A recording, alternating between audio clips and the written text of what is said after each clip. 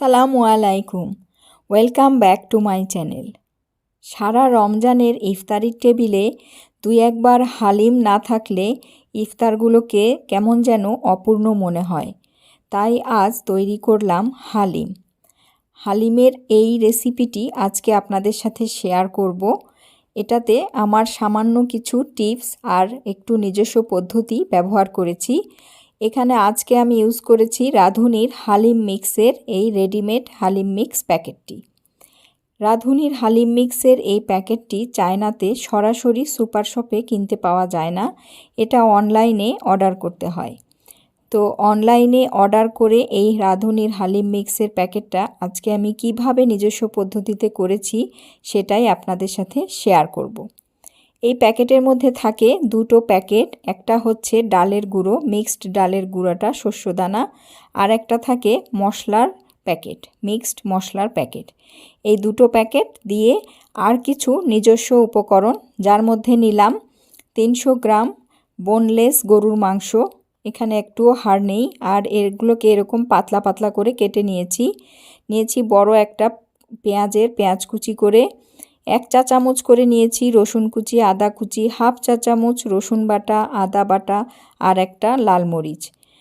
গুঁড়ো মশলার মধ্যে নিয়েছি সামান্য কিছু মশলা, এখানে অর্ধেকটা বড় এলাচ, হাফ চা চামচ গোটা জিরা, আর নিলাম 5 স্পাইসেস, ধনিয়া গুঁড়া, জিরা গুঁড়া, গোলমরিচের গুঁড়া, মাংসের মশলা, আর একটু গরম মশলার গুঁড়া।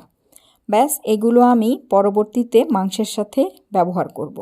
তো এই হয়ে গেল উপকরণ। প্রসেসের জন্য শুরুতেই আমি প্যাকেটের ভেতরে যে শস্যদানার প্যাকেটটা আছে, এই সমস্ত ডালগুলো একটা বড় বোলে ঢেলে নিচ্ছি। এখন এই ডালের গুঁড়োগুলোকে 2 কাপ ফুটন্ত গরম পানি দিয়ে প্রথমে ভালোভাবে মিক্স করে নেব, যেন কোনো দানা দানা না থাকে। এরপরে এর মধ্যে আরও 3 কাপ পানি দিয়ে ভিজিয়ে রাখলাম 15 থেকে 20 মিনিটের জন্য। এর মধ্যে চুলায় একটা প্যান বসিয়ে তেল দিয়ে পেঁয়াজগুলো দিয়ে দিলাম। পেঁয়াজটা একটু নেড়ে চেড়ে এর মধ্যে দিলাম মরিচ, গোটা জিরা আর এলাচ। এরপর একে একে রসুন কুচি, আদা কুচি, রসুন বাটা, আদা বাটা, এগুলো সব দিয়ে পেঁয়াজটাকে ভালোভাবে নেড়ে চেড়ে কষিয়ে নিয়ে মাংসটা দিয়ে দিলাম এবং দিলাম রাঁধুনির মিক্স প্যাকেটের যে মশলাগুলো, পুরোটাই এখানে দিয়ে দিলাম। এখন ভালোভাবে নেড়ে মাংসটাকে কষানোর জন্য রেখে দিলাম 5 মিনিট। 5 মিনিট পরে দেখুন মাংসটা কষে এসেছে, সুন্দরভাবে মশলাগুলো সাথে মিক্স হয়ে গেছে। এই পর্যায়ে এখানে আধা কাপ পানি দিয়ে মাংসটাকে সেদ্ধ হওয়ার জন্য আবার ঢাকনা দিয়ে ঢেকে রেখে দেব। তার আগে দিলাম রাখা গুঁড়া মশলাগুলো। এই মশলাগুলোই মাংসটার টেস্ট আরও এনহ্যান্স করবে। এখন দেখুন যে শস্যদানাটা ভিজিয়ে রেখেছিলাম সেটা কতটা ভিজেছে, হয়ে গেছে। এখন মাংসটা 15 মিনিট পরে যখন সিদ্ধ হয়ে এরকম কষে তেলটা উপরে উঠে আসবে, সেই পর্যায়ে শস্যদানার গোলাটা সমস্তটাই দিয়ে দিলাম। পুরোটা এখানে দিয়ে দিলে আমি 5 কাপ পানি দিয়ে ভিজিয়ে রেখেছিলাম, পুরো 5 কাপ পানি এর মধ্যে একসাথে চলে গেল। এটাকে 15 মিনিটের জন্য রেখে দিলাম। 15 মিনিট পরে দেখুন থকথকে হয়ে এসেছে এবং কিছুটা কমেও এসেছে, কিন্তু শস্যটা এখনও সিদ্ধ হয়নি, বোঝাই যাচ্ছে। আরও 5 মিনিটের জন্য ঢেকে রাখলাম।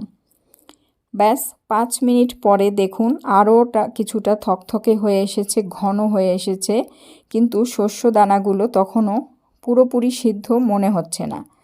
এই পর্যায়ে এখন এর মধ্যে আমি পানি অ্যাড করব। যেহেতু আমি 5 কাপ পানি দিয়ে ভিজিয়েছিলাম, তাই একটু একটু করে আমার পানি দেওয়ার প্রয়োজন পড়েনি। একবারেই আমি আধা ঘন্টা কুক করার পরে এখন আধা কাপ পানি দিয়ে এটাকে ভালো করে নেড়ে চেড়ে আবার হালকা হিটে রেখে দেব 10 থেকে 15 মিনিটের জন্য।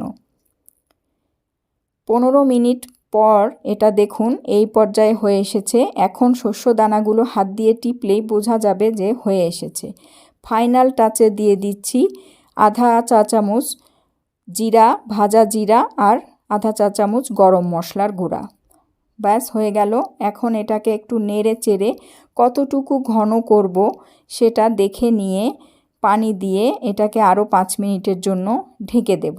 মশলাটা এবং এই মিক্সটা পুরোপুরি হয়ে আসলে এখন এটাকে আর একটু নেড়ে হাই হিট 5 মিনিট দিয়ে তারপর আবার লো হিটে 10 মিনিট রেখে চুলাটাকে বন্ধ করে এটাকে রেখে দেব 1 থেকে 1.5 ঘন্টার জন্য।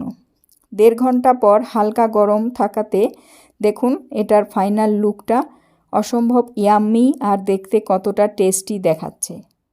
খেতেও ইনশাল্লাহ টেস্ট হবে। হালকা একটু গরম করে নিয়ে একটা সার্ভিং বোলে সার্ভ করে নিলাম ইফতারির জন্য। দেখে নিশ্চয়ই বুঝতে পারছেন কতটা ইয়াম্মি মনে হচ্ছে। খেতেও এরকম টেস্ট হবে।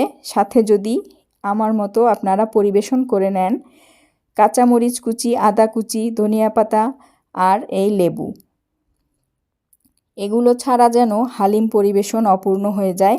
তাই এই সুস্বাদু হালিমের সাথে এই উপকরণগুলো পরিবেশন করে দিলে হালিমের টেস্ট একসাথে বহুগুণ বেড়ে যায়।